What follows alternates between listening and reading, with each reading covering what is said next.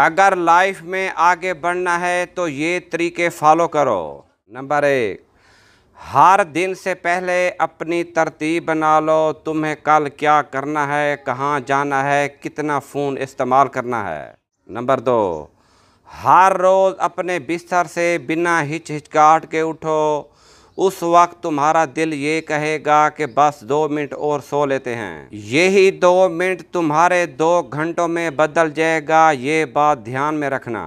Number 3, अपने phone का इस्तेमाल हर खाली टाइम में करना बंद करो। कुछ देर ऐसे ही खाली बैठे रहो, अपने दिमाग को रिलैक्स दो। दिमाग बहुत ही पावरफुल चीज़ है, जितने अच्छे से इसका इस्तेमाल करोगे उतना ही बेहतर रिज़ल्ट पाओगे। नंबर 4, हर दिन आधा घंटा वर्कआउट वर्जिश ज़रूर करो। इससे कभी तुम्हें काहली सुस्ती महसूस नहीं होगी, जिससे तुम्हें काम करने में मदद मिलेगी। नंबर 5, तुम जो भी काम करो मेहनत, डिसिप्लिन, लगातार और फोकस ज़रूर करना, ये तुम्हें कामयाबी की तरफ ले जाएगा।